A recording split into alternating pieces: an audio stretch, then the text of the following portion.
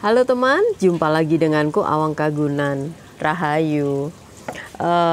Maaf, suaraku serak lagi seperti biasanya, ya. Semoga kalian semua baik-baik saja. Jaga pola makan, jaga jam tidur, dan jangan lupa minum vitamin C karena sekarang lagi musim batuk ya. Musimnya udah musim pancaroba, panas dingin. Jadi wajib suplemen, jangan lupa vitamin C, makan yang cukup dan istirahat yang cukup. Oke. Aku akan membahas tentang hipnoterapi. Beberapa hari yang lalu ada klienku ya. Ada klienku menanyakan, Bunda, teknik terapi yang ada di studio itu menggunakan metode apa? Aku jawablah hipnoterapi, tapi ini bukan pure hipnoterapi karena sudah aku kombinasikan dengan beberapa teknik yang lain. Terus ada kekhawatiran dari beliau karena kebetulan yang mau diterapi adalah putranya. Ada kekhawatiran dari beliau. Kalau hipnoterapi itu nggak bahaya kah Bun? Gitu. Oke, aku udah jelaskan sama beliau dan ini aku pengen sharing aja dengan teman-teman semua.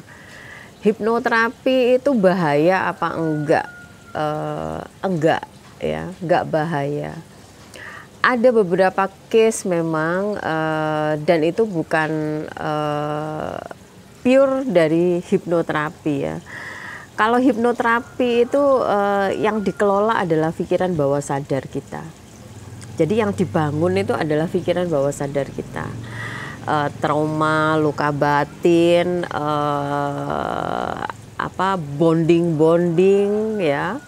Atau sekarang yang lagi rame ya, yang lagi viral,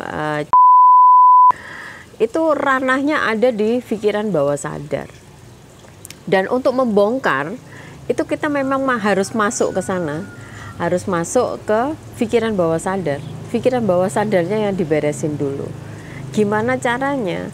Nah, luka-luka itu semua kan ada di belakang nih, ya, ada di masa lalu yang udah lewat. Satu-satunya cara yang harus kita lakukan adalah datang ke sana, mundur ke masa itu, ya. Mencari tahu sumber atau akar dari permasalahannya. Nah, setelah itu diberesin di sana. Ada proses penerimaan, ada proses pemaafan, ada proses berdamai dengan diri sendiri, ada proses berdamai dengan orang-orang yang terlibat di dalam satu peristiwa itu yang akhirnya menyebabkan terjadinya trauma atau luka batin. Jadi mau nggak mau memang harus mundur ke belakang.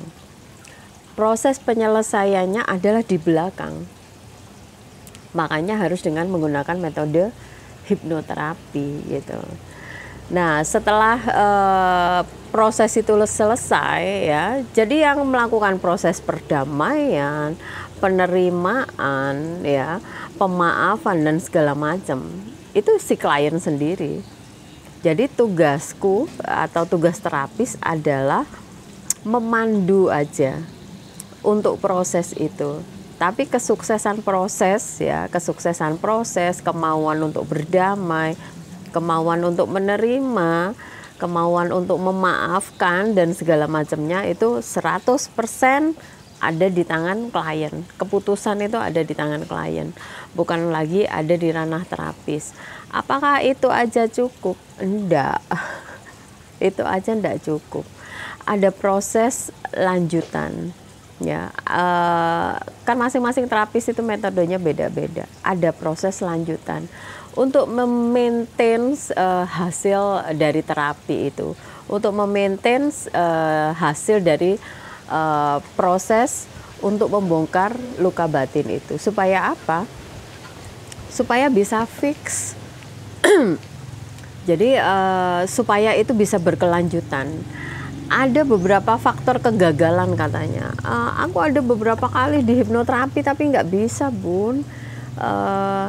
aku nggak bisa dihipno, aku udah pernah dihipno tapi gagal dan segala macamnya.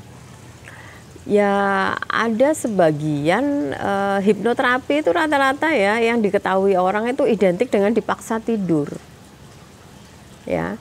Jadi pikiran sadarnya itu ditidurkan, dipaksa tidur, atau mungkin karena sering ngelihat apa yang ada di televisi ya, yang di televisi kan itu gimmick ya, bagian dari pertunjukan, memang dibikin seperti itu.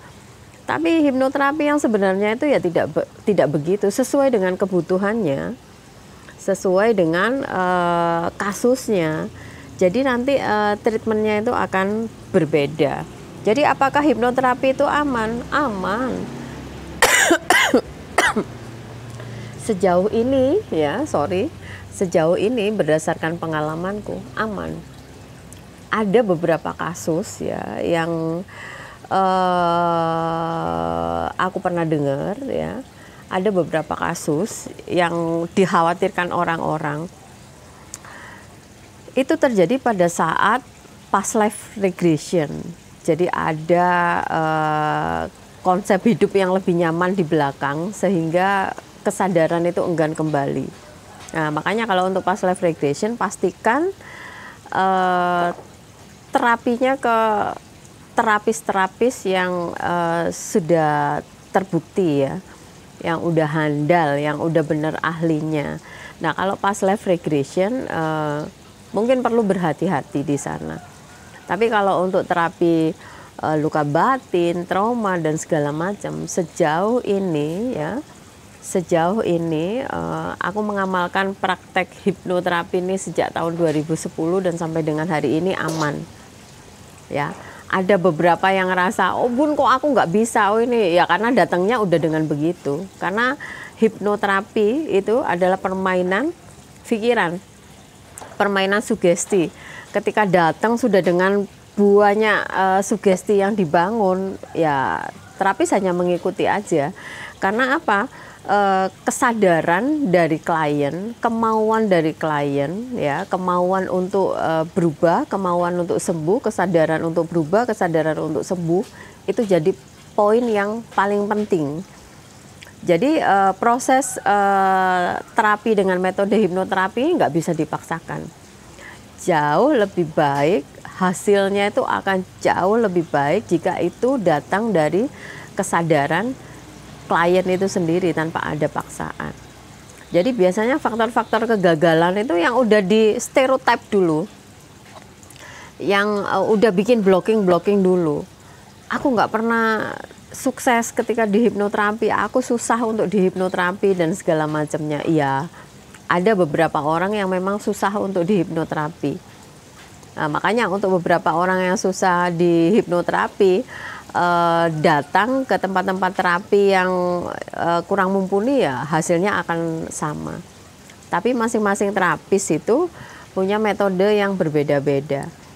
Kalau yang di studio itu memang menggunakan metode hipnoterapi, tapi tidak pure hipnoterapi karena sudah dikombinasikan dengan teknik yang lain.